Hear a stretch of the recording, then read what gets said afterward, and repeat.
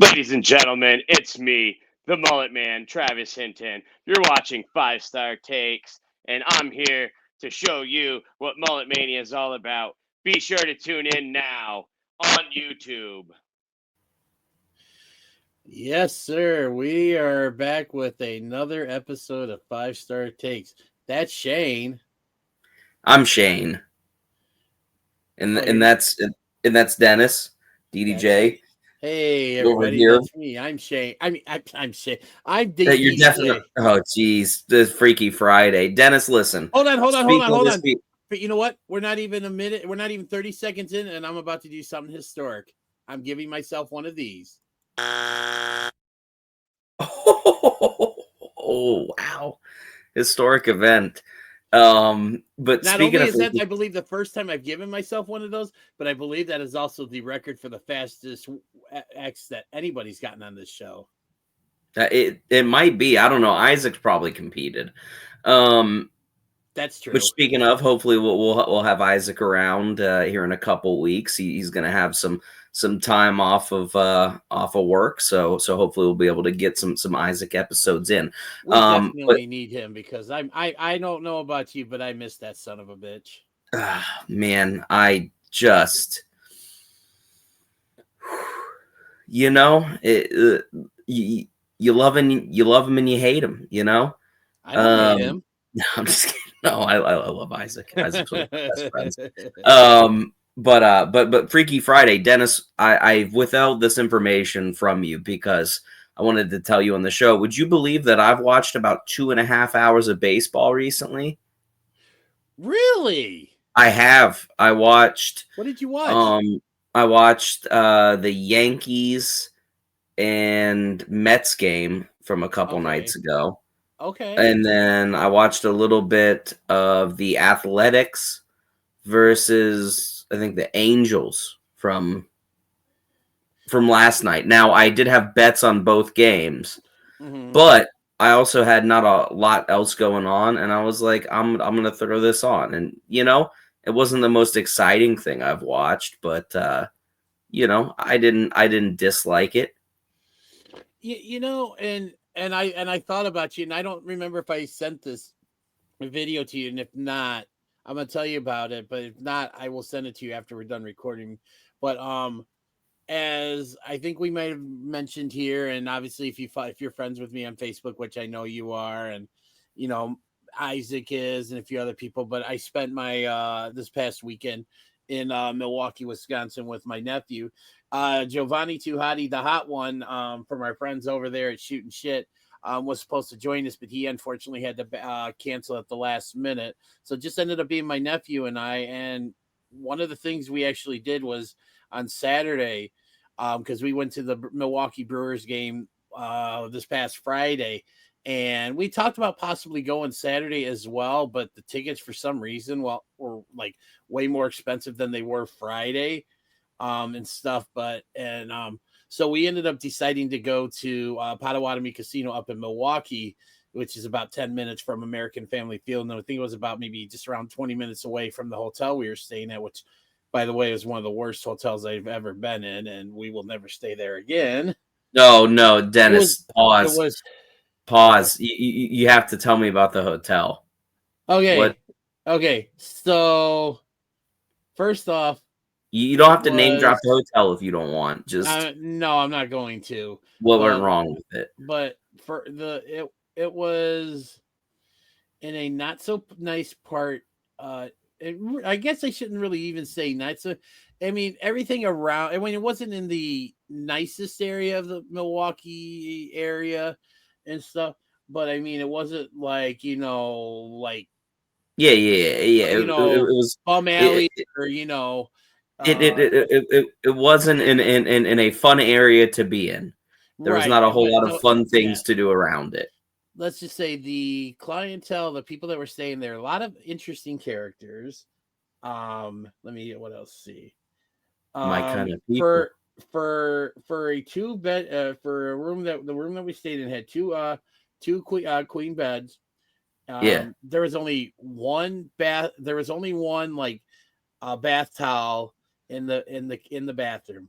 So first off, I mean, Oh, come on. yeah, that is That's annoying. what, if you wanted a new towel, you had to take the old one down to the front desk or to the laundry room or whatever, and you could only do it between the hours of 9:30 and 5. Wait, pause. 9:30 a.m. to 5 p.m. is the only Yes. time you can get new towels? Yes. For real? I kid you not. So you couldn't did you try to just go up to the front desk Yep. and say, "Hey, Yep. I need an extra towel because there are two people in this room who don't want to share a towel." And they said no. Which unfortunately we had to do the first night, because the thing was we got to the hotel. It was about, I want to say, last Friday. It was about 1:30, something like that, or maybe a little around 2. We check-in time was technically 3, but I'm like, you know what? Let me just go see if we can check in now, because we had a lot of stuff in the car that we really didn't want, sitting in the car, because we had a busy afternoon, because we had the card show that we went to plus the game, and we didn't want to be like where we get back to the hotel at midnight, both of us dog tired, and have to bring everything in. So I'm like, let me go see if we can get checked in early. I go up there, waiting around. They don't even have a bell at the counter for you to ring. I don't know how long you waited there before some guy who I'm assuming was the manager or something come by, and I just asked him if we could check in early, and he's like, I guess apparently they were sold out for the weekend, and they had to make sure all the rooms are ready, so he couldn't do that. So okay, that I understand. Like that I get. I know some places allow early check-in, all that stuff like that. But we get in, and it was, like I said, it was about, because after the game got over with. I want to say a little after 10 o'clock. It was Star Wars night, and they had like a post-game fireworks and laser show, which was honestly the best part of the night at the ballpark, because the Brewers got shut out that game, and stuff. So we get done we leave the stadium. Just we go to eat, go get some late dinner. Found this really cool place. I hear they always talk about in the broadcast. This little chain of restaurants that's up in Milwaukee called George Webb. Oh my God, the food was good, and it was like a diner, like almost like a Waffle House type place, diner type and stuff. Really good. I mean, it's not Milwaukee, all hours of the night breakfast spot. Yes, it's 24 hours. Yeah, okay. So we go eat, we get back to the hotel, and it's about midnight. We're both tired. I go get checked in, and that was a long process, because the guy who was there at night was training someone. So it's just sitting there waiting, and I'm like, dead tired. My nephew's in the car, just waiting, like, and all that. And it's just, we get into the room, and yeah, I don't remember if we noticed it before or after, or maybe the guy even said something to us that when I was checking in. I don't remember, because again, that was a blur, because we were both tired. We get into the room, one freaking bath towel in the bathroom. So and the thing was we were planning on leaving. I wanted to say, I think we left. It was about, I think the Saturday morning was about 8:30. A little bit around 8:30ish to get to where the convention center, where the show was, because we got VIP passes, and that got us in a half hour early, and the show started at 9:30. We wanted to get there, just when everything opened up. So, I don't remember, and it was just like, so we both wanted to shower. Neither of us wanted to wait till we got back or whatever, because, I mean, I don't like to feel, I need a shower in the morning. Like, I don't want to feel like I stink. Yeah, I mean, it was a really long day, and you both wanted to shower. Yeah. So I think everybody can relate. So yeah, so unfortunately we did. I guess if I'm going to share a towel with someone, be someone in my family. Oh, but it was weird. And then when we got back, I probably would have. I don't know, man. I don't.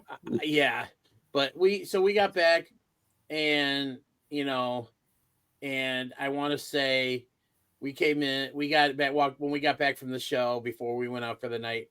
We wanted to, I think we said something about getting towels. So we said something, and they're like, "Yeah, you got to bring the old towel down." And I'm thinking, "Oh God," But the guy, like one of the guys that worked there, ended up giving us the 2 towels, and they're just like, "Yeah, just as soon as you can, bring the old one down." So we got our towel, we got 2 new clean towels, and we go to the room, and we're exhausted because we've been walking around most of the morning and part of the afternoon and stuff, and like we're just sitting there chilling, and I'm thinking to myself, I'm like, man, I really don't feel like going to the casino. I'm so beat. I just want to sleep. Next thing you know, I open my eyes and I wake up, and my nephew said I fell asleep for about 45 minutes, and I actually felt a little refreshed and stuff. He's like, yeah, I went, took the old towel down and stuff. So like I said, we go, fast forward to the evening, we go to the casino, and I kid you not, and like I said, if I didn't send the video, I'll send it to you once we're done. We went to they opened up a sports book there at Yeah. about, I want to say it was last year, and I saw the Yeah, videos and huge. stuff, and like I really wanted to check it out and stuff. So we ended up going there to watch the game Saturday night, and I kid you not, it was basically you walk in, you go to the casino, and then you go down, because they have you enter, if you're in the parking garage, they have you enter from the 4th floor skywalk, and then you go in, and you have to go down the escalator to the main level to get to, and then just walk back to get to the sports book. And I kid you not, when we got there and we're looking at this giant like LED screen, I mean, this blows anything. This is bigger than anything you've seen at a WWE show, and I'm talking even WrestleMania, like, and I mean, literally, it was, I don't know what the dimensions are, but it's this giant LED screen, and I mean, they had like it seemed like every single baseball game. No. They had like a sports sticker going along the bottom with all the scores and Yeah, the UFC fights were on for sure. They had USC. They had, they had the hockey game. I mean, like literally any sporting event that was on at that time, they had on in some way, shape, or form on the screen, and it was like one of the coolest things I'd ever seen. And I'd be in heaven, dude. Yeah, you would be. Like I thought of you, and I thought of Jovan. I love sports betting. I love drinking. I love degeneracy. Speaking of drinking degeneracy, I mean, I do have some sports bets in right now. Dennis, you sound like you had an amazing weekend overall, other than the shitty hotel, which is super awesome. Did you watch the videos I sent you from Unsanctioned Pro this past Saturday? I think I watched one of them. Oh man, you should really check those out. There was some absolute crazy spots. Some stuff I've never seen before, honestly. I will definitely check that out once we are done. But yeah. Like, overall, like I said, the worst part was the hotel. But I mean, I will say the one nice thing about the hotel is there was this one guy who was actually the one that was training the new associate when we checked in. He was actually really nice and helpful and stuff. And like I had noticed when we were chilling in the room that they had overcharged my card based on what I was expecting to pay for the room. I went downstairs, I talked to the guy, I showed him what what was on my bank account, like as a pending charge, and he like figured out, he's like, okay, I'll sorry about that, I'll refund you the difference, and he took care of it right away. So I mean, the guy was helpful and stuff, but I mean, overall, like I said, the casino was great. The game, while didn't produce the desired result, we had fun. Got to meet a lot of cool current and legendary Milwaukee Brewers players and stuff, which you can see on my Facebook page if you're friends with me on Facebook, because they did post all the pictures with everybody that I met. I got to meet Monty from the Major League Movies, who's played by Skip Grapears, one of the coolest celebrities I ever met. Got to spend about 20 minutes talking to him about Major League and found out some really cool things. But you know what? Enough about me. Let's get the show started, because we got so real quick. I do want to pause you just because I know kind of what we're gonna go into, kind of to lead after the intro, and it's not gonna be time for this. So I do want to introduce my special beverage of the day. I'm trying to do that every show now. Have a special beverage for this one. I do have the Captain Sour Pants, obviously in the Captain Underpants kind of style there. That's awesome. Yeah. No, I saw it and I had to get it from Departed Souls, I believe is the name of the brewery. I've never had anything from them. It is a sour ale with watermelon and pink Himalayan sea salt. Let's what's the ABV on here? Do we have a easy to find alcohol by volume? 6.7, so that's pretty healthy. I was expecting closer to 4. Let's go ahead and crack this open. Let's go ahead. All right. Smells sweet, smells sour.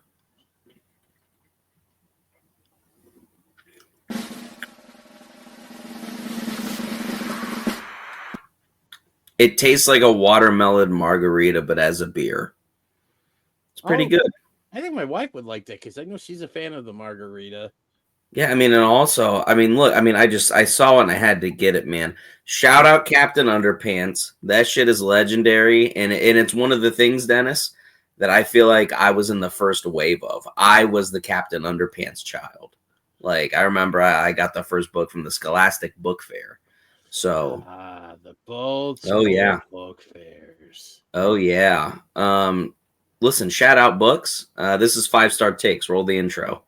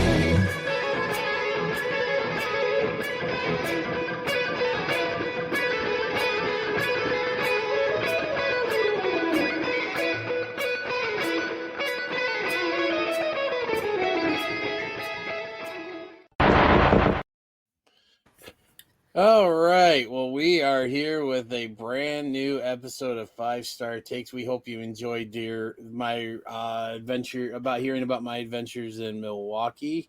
And Shane, what was that drink of yours again called? The Captain Sour Pants by Departed Souls. Is that something that is local to you, or is that something? No, it's brewed in Jersey City, New Jersey. I found it in a local store called Beer World. It's colossal. I walked in and honestly was overwhelmed by the selection. All right. It was. To our listeners out there, if you have a Beer World near you, go run to it right now or whenever, as soon as you can after watching this show, and pick up Captain Sour Pants watermelon flavor. Yeah, it's pretty good. I think Beer World is local to me, but if you're in clearly they ship, and if you're in Ohio, New Jersey, somewhere in that area, you might be able to find it. Or check around online and stuff. Like you said, I'm sure there's a way to get it there. Yeah, but as I kind of alluded to earlier, we do want to start this episode out by giving a shout out to Zoey Stark. Obviously suffered a pretty horrific injury, on Raw. Somebody who's suffered some injuries in the past, and clearly had a pretty bad one. On Raw, it was tough to see. It was one of those that was immediate, obvious, and I do want to give a little credit to the commentary team for not trying to dance around it, and definitely alerting the crowd and the audience to the fact that it wasn't part of the show, and they didn't they made it real, and I think that's important. I agree because I remember, like, I usually I most of the time don't get to start Raw like right when it starts at 7. Mm-hmm. Usually, if I stop at the store sometimes on Monday nights after I get off work to get a few things that I wasn't able to get when I go like get my stuff for my lunches for the week, when I usually go on Sundays for that. So I got home got settled in, was eating my dinner, and then watched it, and I saw what had happened, and it's just. I think I saw it once, and then I saw it on a replay, and I'm like, I could probably go without seeing it again because I've seen some. It just it. Well, to me, nothing will top seeing what in terms of that kind of thing will top what happened to Sid Vicious back in 2001. That's probably the worst thing I've ever seen. But I've Yeah. seen gnarly knee injuries like that, and it's just and you Yeah, can I just mean tell the sound that she made, like it's as much pain as she went, like the scream, and I mean oh, that was it was tough to see. It was tough to hear. It's tough to see and hear in any sport. You know, I think I've talked about it either on this show or other shows. I mean, I remember seeing like Tua Tagovailoa get a couple pretty bad concussions in the NFL recently, and those are events I don't think I'll ever forget. You know, in this Zoey Stark injury is something that, you know, I don't know if I'll ever forget as well. It was really horrible. I think it's unfair to, you know, compare it to anything else. I mean, simply because she is a competitor. You know, she is somebody that ultimately, above anything else, is you know, making a living for herself. You know, and for her family and her friends. You know, by proxy. And, you know, I think everybody is together in this, you know, in that she's able to make, you know, the best recovery she possibly can, and hopefully get back to work. And, you know, we're able to see her on you know, some show again soon, hopefully, you know, Raw, SmackDown, or wherever, you know, her path in life may take her.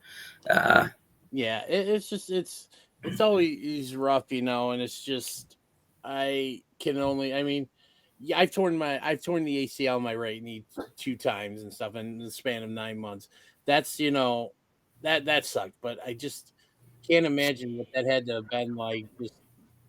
Just and I think the one thing that really stuck with me with that was just the scream she let out right after kids. Like that was like that you that's not that didn't you know that was unlike anything I think I ever heard in terms of a scream for like an injury or something like that. And it's just I feel bad, you know. I echo your sentiments, you know.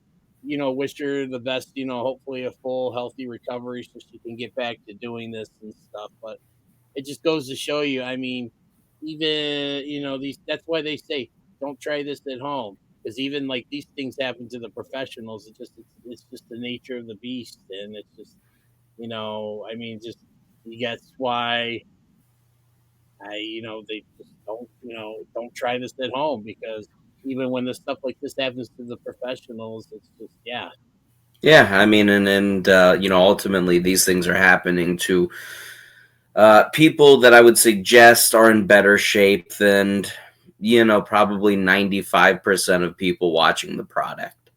absolutely, You know what I mean? And these things are happening to prime athletes. And yeah, like I said, all you know, all thoughts and prayers, if that's your deal, you know, could go out to you know, Zoey Stark, and you know, hopefully you know, she can make she can make she can make a recovery, because it was you know, so it was pretty it's definitely pretty tough to see. But I think at this point we should move on from this. We I have a big weekend of agree. wrestling We coming ahead. do. And this The, is like it's crazy because it's very rare that we ever have a weekend like this. I mean, it's just we think about. I mean, we have two shows that are going to be running at the same time on Sunday night, and I mean, I don't think I've seen the last time, and this is even going back to even before I got into started watching wrestling because I remember I want to say because I haven't seen something like this since the early days of Clash of the Champions going up against WrestleMania and things like that.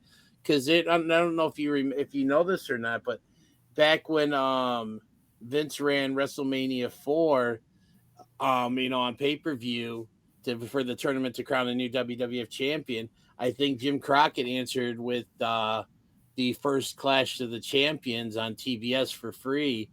I believe I think they did that a couple other times where they ran a Clash of the Champions opposite WrestleMania, and then it got to a point where, once WCW came into the fold after Jim Crockett Promotions folded, I don't think they ever really did anything like that, but they would have, like WCW would have their Sunday night pay-per-view one Sunday, and then WWF would have theirs the next. But like, I honestly don't remember a night where like there were two shows from two competing companies going on at the same time. And I mean, then you think about, go ahead. Didn't one of like the Ring of Honor versus Ring of Honor versus TNA or something, didn't that run against NXT like WrestleMania weekend recently? Or it was like TNA versus New Japan or Ring of Honor versus New Japan. It might have been Ring of Honor versus New Japan. I think they did. Nothing that I can recall, but I mean they did a Super Card of Honor, yeah, and I think that they put that up against NXT, one of the early like big NXT takeovers before Mania. Maybe I know. What was it? Because I know back in I think 2019. I know I had but it was 2018 or something like that. It was one of the it was 2019 because you talking. Oh, I think I know the show you're talking about. It was like 2018 or it's 2019 because it was the G1. No, because it was 2019. If what I'm thinking is because I know actually a bunch of one of my really good friends, Patrick, and a bunch of other guys that I know through a wrestling group went to. It was when Ring of Honor and they did that New Japan show with at Madison Square Garden. Yes. That was 2019 because I remember I know some people that went to that.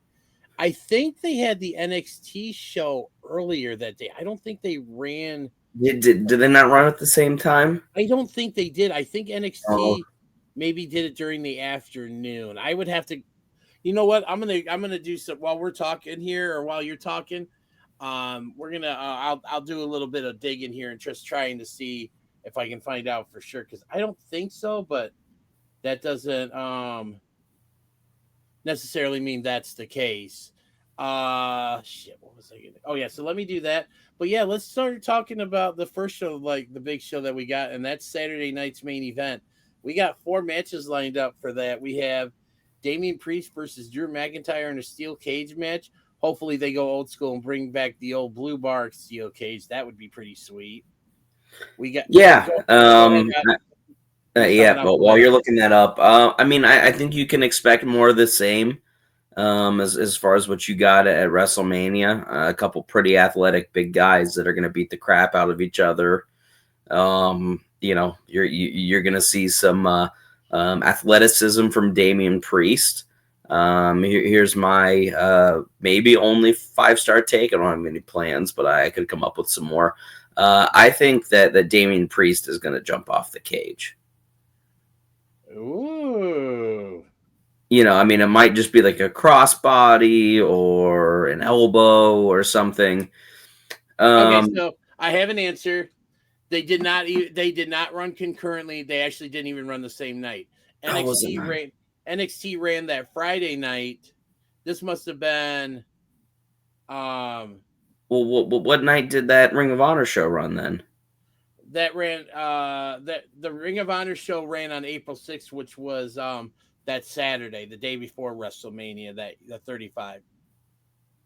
Was that only a one-day WrestleMania? Oh, I guess that was the last of the one-day WrestleManias. I guess it would have been. There wasn't any other. Was it like an AEW show? AEW technically hadn't started yet. They just had been announced. Like that was about a month or two before the first Double or Nothing. So technically, AEW wasn't even in the picture at the time. They still hadn't run their first show. All right. Well, I just made that shit up. All right. But anyways, I don't think that this is going to be a 3-match program. I think that Drew's going to win. I kind of think that maybe the dive off of the cage will hurt Damian, in the end, and it'll kind of cost him. It should be good. There's no reason it shouldn't be. Right. Then we have coming up, and I agree. I think Damian Priest will do something crazy, but yeah, I do think that might eventually lead to his downfall.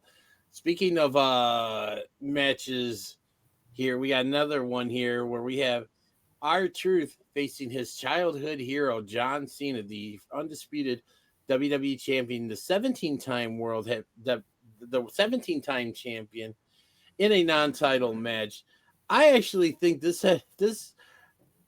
I don't know why, but I don't think it's going to be the case. But I would not be surprised just to see R-Truth just somehow squeeze out a win here, only to get annihilated by John Cena. But I mean, this is something that's interesting because how long has it been that R-Truth has been talking about how, and obviously we all know R-Truth is older than John Cena and everything, but just plays into his character. But I mean, how long has R-Truth been talking this up where like John Cena was a childhood hero? It's been a few years, hasn't it? Well, yeah, no, I mean, and the John Cena and R-Truth storyline has been going a lot longer than that. Mm-hmm. I mean, obviously, you go back to the what did he call his imaginary friend? Little Jimmy. Yeah, little Jimmy. I mean, you had all that shit, and John Cena was involved in that. Yeah, I don't know, man. I hope that they do the R-Truth sneaks a win in thing, and that's kind of the last big R-Truth win in his career. But I don't know. I don't see it. I see them doing a huge hope spot. You know what I mean? Then everybody's so behind it, and then Cena snuffs it out and kills it, and everybody is sad because that's the whole point of this Cena run. Yeah, and I agree. I still think it's going to be a little fun and stuff. Let me see, what do we got? We got a couple more matches here. I think this one is probably out of all of them has really got the best story going into it, and it's a tag team match where we have CM Punk and Sami Zayn taking on Seth Rollins and Braun Breaker. I honestly, I think out of all the matches on this show, I think this is the one I'm most looking forward to because I think this has got the best storyline build up to it. I mean, there's rumors going around that maybe Sami Zayn's going to turn on Punk and become the third man in this trio. That's what I think. And I mean, it wouldn't surprise me. I kind of hope it does because I think Sami Zayn's like due for a fresh coat of paint. I really wish they would give Seth Rollins new music because this whole, the fans still singing along with this tune. Like if they really want to get him over as a heel, that they need to take that away because it's just he's getting more boos now and everything. But I feel like that there's still just the song, like I feel like he needs to change it. I think that he's going to take the belt off of Jay sooner rather than later. I would bet probably SummerSlam. That's what I'm thinking too. And then he'll probably debut the song night after SummerSlam, if I had to guess, or 2 nights. Mm-hmm. Because they're doing 2 nights, right, this year? Yeah, SummerSlam is going to be 2 nights. What nights are those? I believe it's the. Let me check here. Let me check my calendar on my phone. But I want to say I think it's the first. The first weekend. Weekend of August. Yeah, so it'll be Saturday, August 2nd, and Sunday, August 3rd.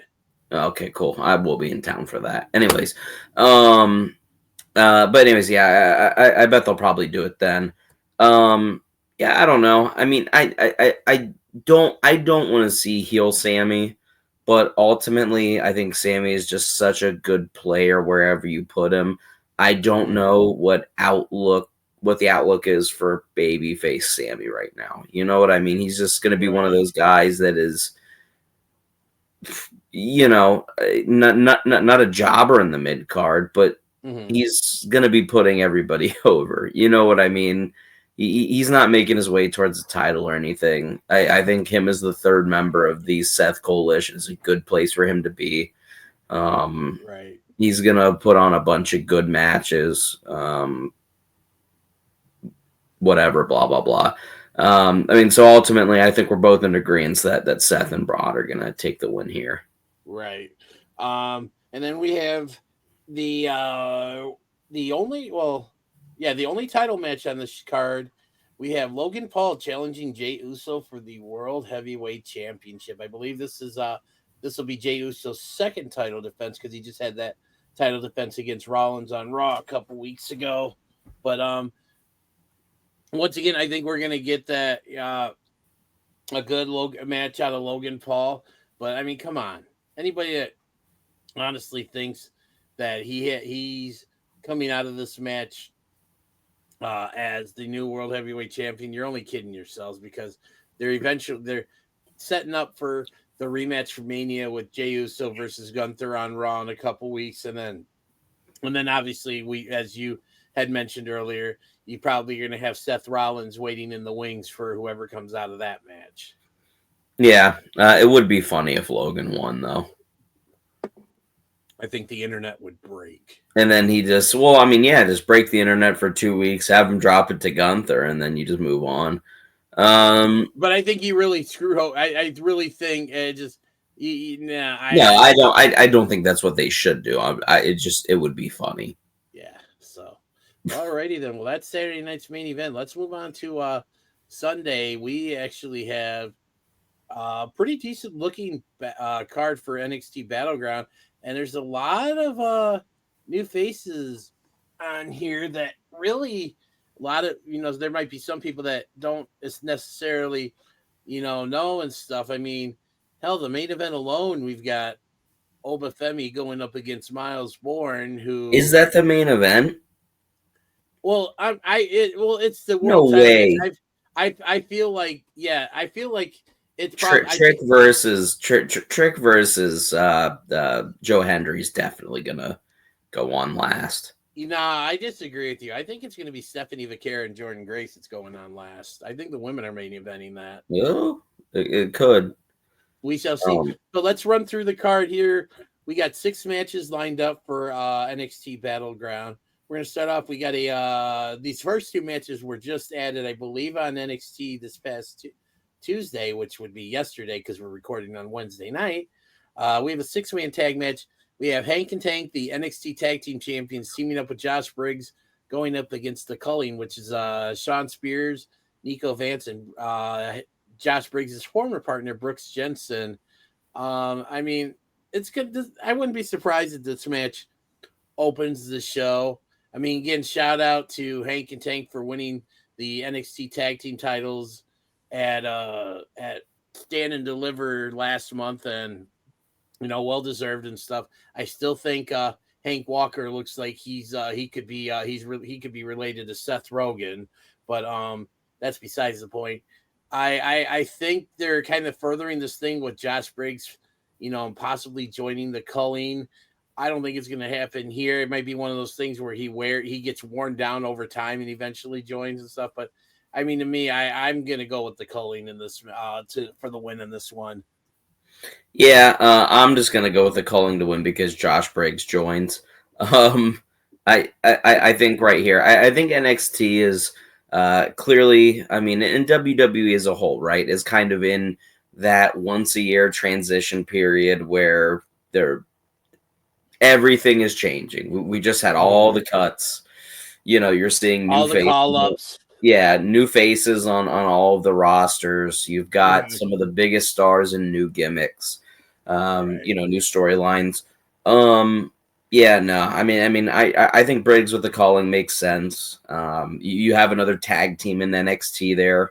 The newly heel rejoined version of him and the other one. Hey, Briggs and Jensen. Yeah, Briggs and Jensen. Hopefully they take the titles off of Hank and Tank because I hate those fucking guys. All right. Well, anything else to add to this, or are we going to move on? Oh God, I hope that Hank and Tank lose the title somehow in this match. They like WCW it out. Wow. Tell us how you really feel. Oh, I can't stand those guys, man. I really can't. All right, well, I'm going to tell you this next match contains someone who I can stand very much so because she is absolutely one of my favorites, if not my favorite. Women's Priscilla Kelly. God damn it.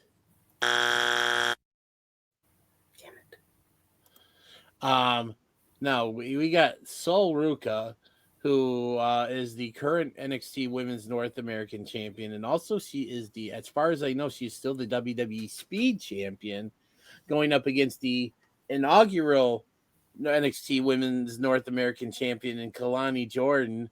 Kalani Jordan has been obsessed with getting this title back since she lost it to Fallon Henley.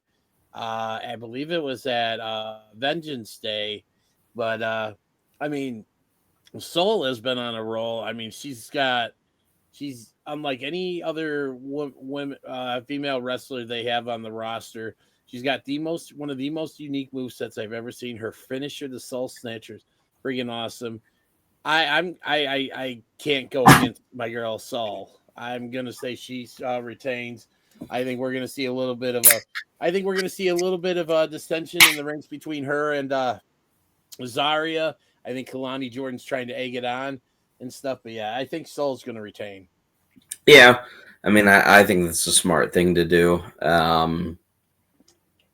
Yeah, I think Kalani Jordan is just kind of at this point in her NXT career where, she's just going to be losing feuds for a little bit up until they call her up. I don't know how much is left for her to do down there. And I don't think she's the person to unseat Stephanie, and I think Stephanie's going to hold that championship for a while. So I agree.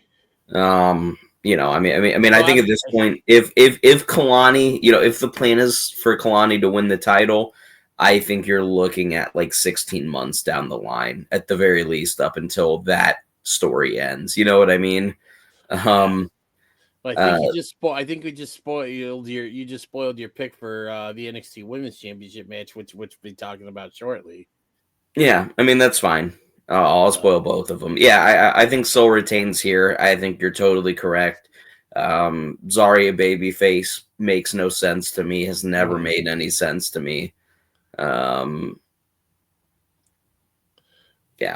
So, all right. Well, moving on to probably the most personal match of the night is its former tag team partners and members of the family going at it, as we have Tony D'Angelo going up against his former underboss Channing Stacks Lorenzo, who is, trying to become the Don of NXT at the expense of Tony D'Angelo. And it seems like he's trying to be a little bit more ruthless and everything. I mean, we all saw what happened. I believe that was that Stand and Deliver when Stacks turned on Tony D'Angelo, and now we're seeing this implosion of the family. We haven't seen Luca Crucifino since he got killed. He got fucking whacked. Or did he? We haven't seen anything. We haven't seen any proof yet. Like, I haven't seen anything. I mean, it hasn't been proven. He hasn't been whacked. It hasn't been proven that El Grande Americano is Chad Gable. So, but yeah, no. I mean, I think what you're alluding to is that the rest of the family is going to turn on Tony and join Stacks. Which I think is the common theory. I agree with it. Mm-hmm. I think that you're going to see Stacks kind of take up the D'Angelo family. I would like to compare it in the way I envision it to the way Solo took over the Bloodline. Made it more vicious. Definitely kind of stepped up the intensity and the aggression. Right. And then I think that you see Tony kind of step away from the mobster shit. Because I think that's something that can work in NXT in that kind of enclosed environment, but I don't think the over crazy Italian accent and mobster gimmick works in the main roster. right? In this year. So I think this is kind of like him getting kicked out of the the group, and him hopefully finding something a little bit more relatable, and gimmick. I gotcha, and that's a good take on it. I agree. I think Stacks is going to take this one as well too, because I mean Tony D'Angelo's pretty much just about done everything that you can do in NXT, and there really isn't much more for out there for him. But like I also agree as well too. I don't think that the D'Angelo family gimmick is gonna work on the main roster. So No. we shall see what happens. So now we're gonna move on to our next match, and this is a little bit of a historic matchup because it's the first time in history that the TNA World Championship is going to be defended on an NXT show.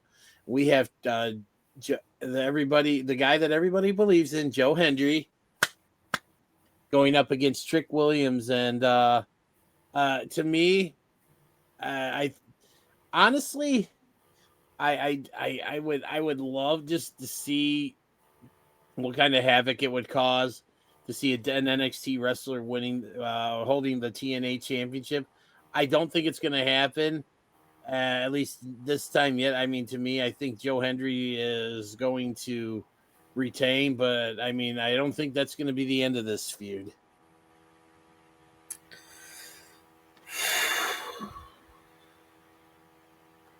We've agreed for every other match tonight so far. And we're going to agree on Stephanie versus Jordan. I'm going to go Trick. I am. I listen, I think that the WWE is so fucking high on Joe Hendry that they're going to swap the titles. They're going to give it a couple months. Joe Hendry's going to come over to NXT full time. Trick's going to go over to TNA full time. Because, like, Trick has done everything in NXT that he can do, right? Mm-hmm. Do you think that Trick is fully ready for the main roster? I think he's close. Yeah, there you go. I think he's close, but not quite. And I almost kind of think that when he goes to the main roster, I think they need to reunite him with Mello, because honestly, I think Mello's floundering on the main roster, and I think Trick Williams could be exactly what he needs to like kind of gain some. Because to me, Mello was at his best when he was with Trick. No, and I think Trick going to the only way I think Trick on the main roster would work is if they put him with Mello and they bring that pairing. Or what if they send him to TNA for 4 or 5 months? Had him go wrestle a bunch of people he's never wrestled. Wrestle on a program he's never wrestled. The old territory days. Joe Hendry could come on over to NXT. Run 4 or 5 months worth of program. End up taking the title back from Trick. And then he can go back over there. Trick can come back over and then shoot up to the main roster with all that experience. All that experience being the guy elsewhere than the very enclosed, very and NXT is a petri dish, right? Like everything is in a vacuum.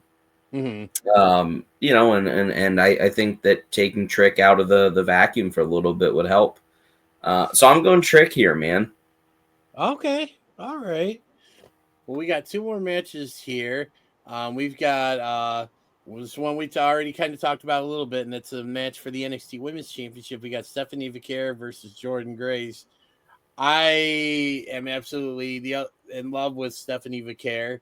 I do like Jordan Grace. I've been a fan of hers for a while, but I just you mentioned earlier about Vaquer retaining. I'm in agreement with that.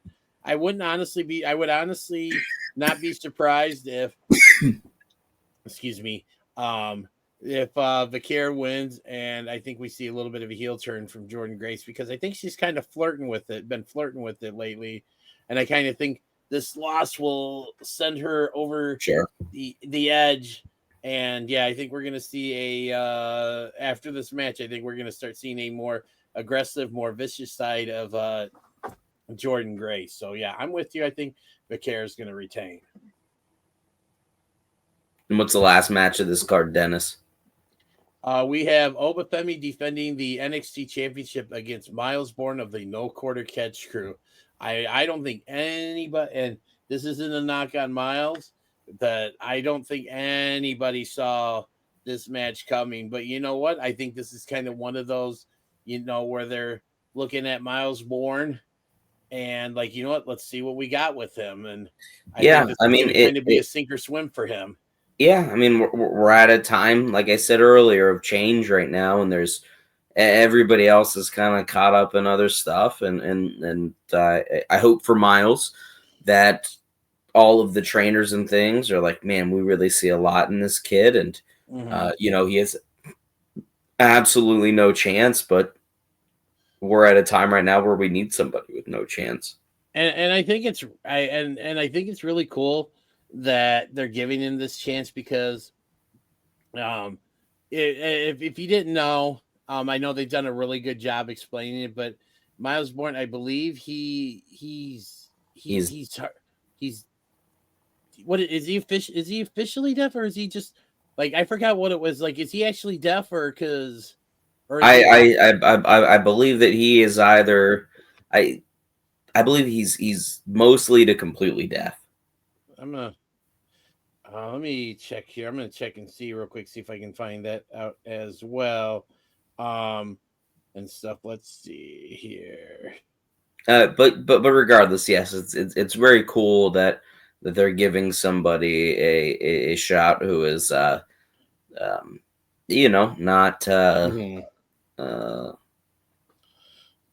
yeah, he's officially. I don't know what term I'm looking for here. I'm bad with the terms, but he's not the atypical wrestler, just as far as he's not, and he the shake he was given. So I'm reading here, it says that he was born in Wilmington, North Carolina, with it's called persistent pulmonary hypertension of the newborn, which is a treatable condition, but one of the major side effects of treatment is the loss of hearing, resulted in him being deaf.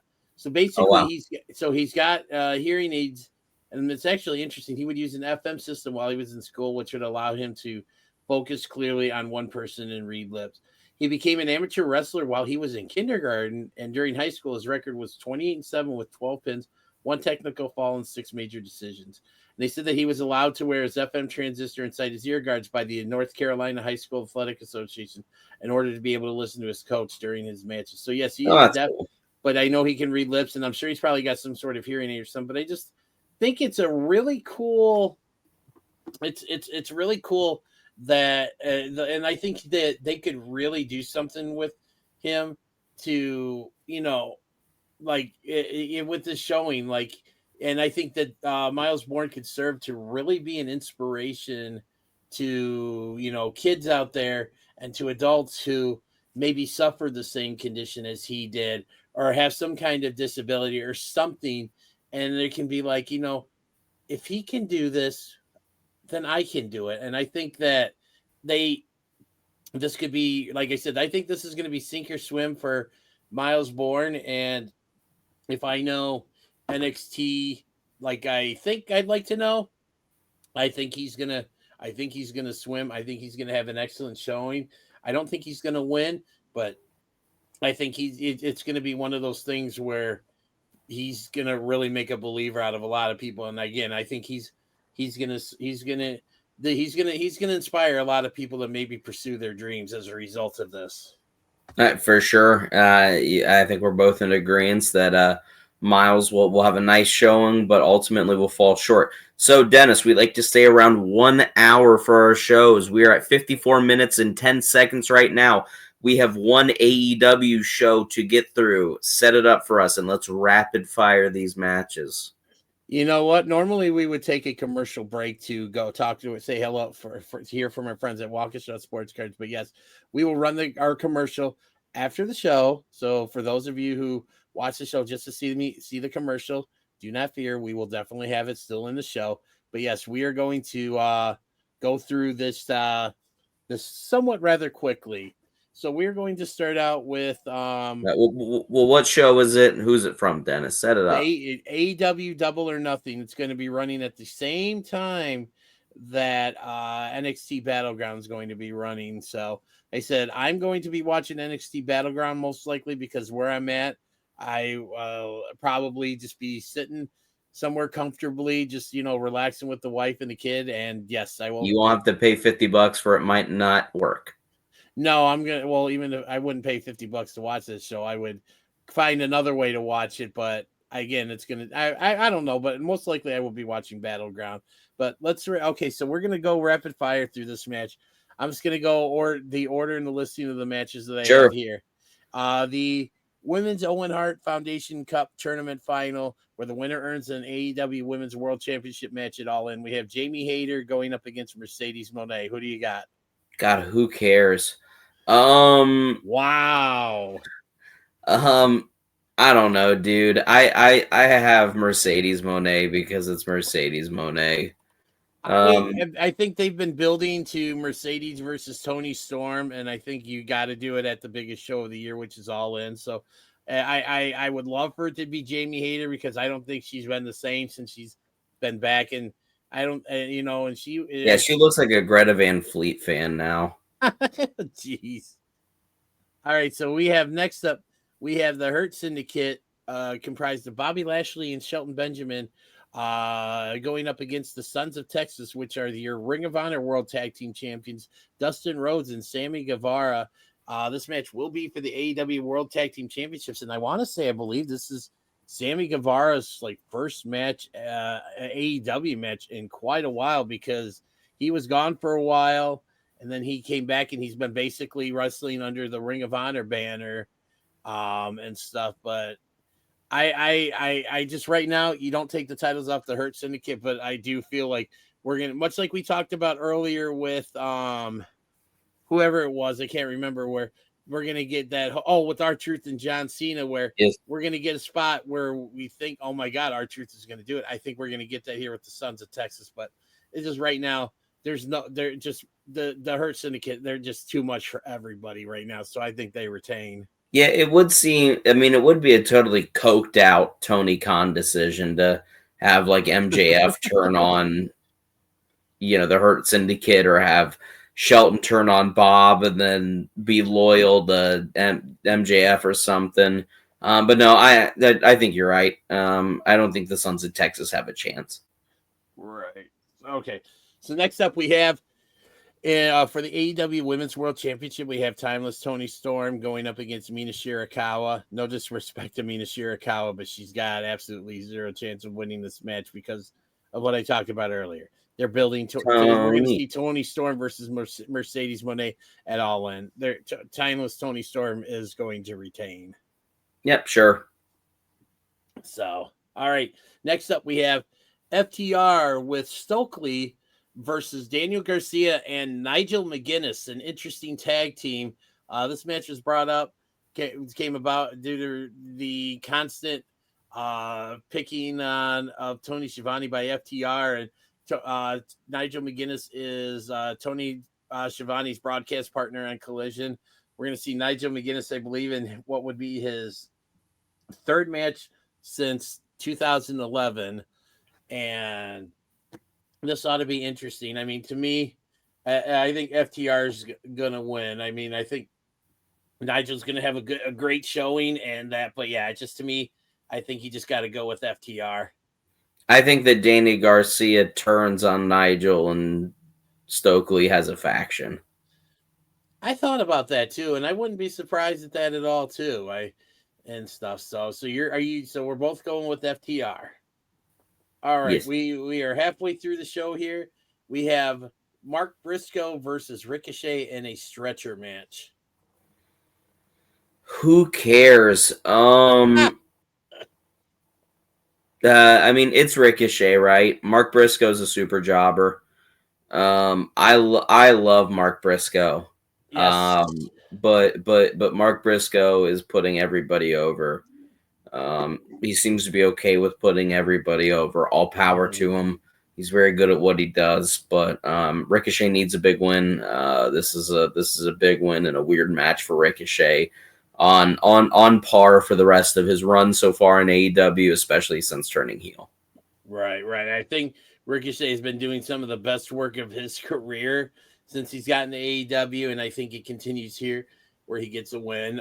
Next up, we have Anarchy in the Arena. It's going to be Kenny Omega, Swerve Strickland, Willow Nightingale, and the Yops, which is comprised of the Ring of Honor Trios champions Samoa Joe, Powerhouse Hobbs, and Katsuyori Shibata going up against. Shibata's going to be in the Anarchy? Yeah. Oh, shit. Versus we have the Death Riders. So we got John Moxley, Claudio Castagnoli, Marina Shafir, and Wheeler Yuta, and the Young Bucks, Matthew and Nicholas Jackson. Now, these matches, since they've been doing these, have been fun. They have been all over the place. I think they're great. I fully expect this to be nothing short of chaotic. I think we're going to see some insane bumps. I feel like, though, I really think as much as I would love to see the babyface team win, I think we're gonna see be seeing the Death Riders and the Young Bucks standing tall in this one. I disagree. I think that you see the baby faces win after the dissension of Wheeler Yuta starts again. I think that either Wheeler Yuta turns outright against the Death Riders in this match, or he hesitates maybe when killing somebody, or tries to stop one of the Death Riders, probably Moxley, from brutalizing somebody too much. Something like that. And I think that ultimately it ends up costing the Death Riders, because ultimately they have to start chipping away at the Death Riders. I think that the immediate next plan is Swerve versus Moxley, where Swerve will take out another one of the Death Riders. I think he loses that, and about the time he loses that, Darby comes back because he's successfully scaled Mount Everest. I was going to just bring that up if you did. Somehow. So, congratulations. We've already done Swerve versus Mox, so I don't think we're going to get that again. I think you get it for like a month. Well, we're going to get we've got here we'll just we got a couple more matches here, and then I'm going to kind of go back to what you were just talking about here. In a match that is probably going to wind up stealing the show, we have a singles match for the AEW Continental Championship. We've got Kazuchika Okada defending against Speedball Mike Bailey. I think this match is going to be phenomenal, and I think this could potentially be the match of not only this show, but this could potentially be the match of the weekend. I think Bailey's going to have a great showing, but I mean, we're going to get an Okada win because I think we're going to eventually be leaning towards Omega versus Okada at All In. And but I still think that this match is going to be a show. Sure.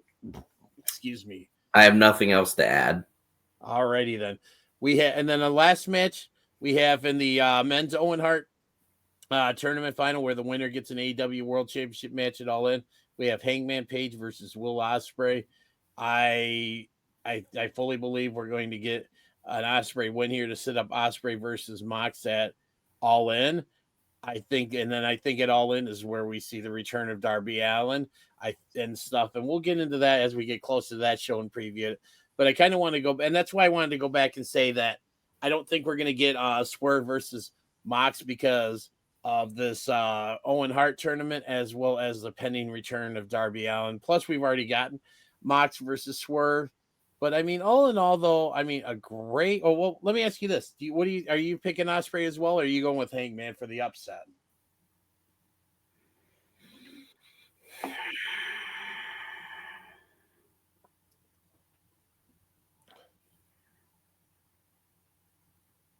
I'm gonna go Ospreay. Okay, I was going to because say if you waited any longer, I was going to bring out the drum roll again. well, I think that you have to watch the opening promo from Dynamite tonight, but I'll go ahead and spoil it because we're on the show real quick and then we'll hop off. But the show opened with a very impassioned promo between Ospreay and Hangman. I was in the midst of and- watching that when I ended up got sidetracked with what helping my son with his homework. Yeah, and not record. So, but Hangman talks in the promo about how he needs to win to prove to all of his loved ones that he is the man that he thinks he is. And my immediate thought was that you can be the man, because he's talking about, oh, well, how many sons, how many Christmases has my son been staring at me as I've been staring longingly outside the window? I have to win the championship to prove to him. And I'm like, Hangman, you could just be a better father.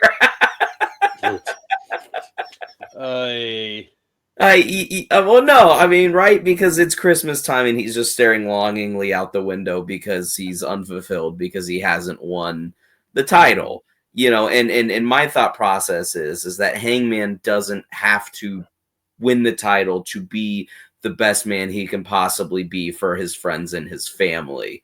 And ultimately, I think that that's something that AEW has done very well as this long-term story for Hangman's overall arc, right? And I think that this promo that he did tonight is going to kind of factor into his next kind of full babyface turn where he admits that he was too obsessed, with the championship and that he took the championship into his personal life and it became him and he needs to find himself as the Hangman again and not just the champion.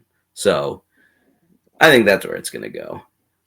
Oh, I know where we're going to go. We're going to go to the ending video here because we've gone over our usual preferred 60 minutes, but there is a lot to talk about. And 66 minutes. That's bonus. That's AEW Dynamite Wednesday nights. It's the overrun. So, but yeah, I think we're good here. So that he's been Shane. He's been Shane. No, I'm not. I've been Isaac. Hold on. Shit. I've been Shane, and that's been Dennis. Dennis. Good night, everybody. GN. Good night.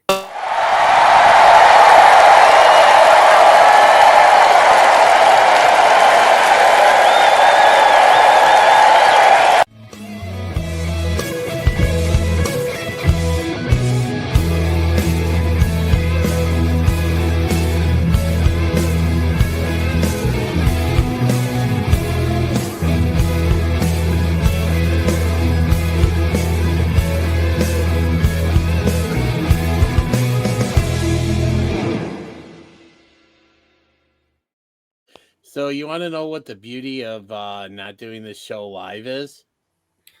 We can edit out your transgressions? Yes, and the only two people that will know what those transgressions are right here. And then and the rest of the people watching, he accidentally stopped the video early. He did it, I saw.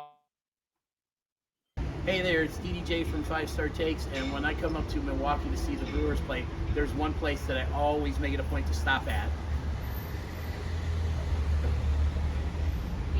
Waukesha Sports Cards. Come on, let's go inside and check out what they got. Thank you. Thank you.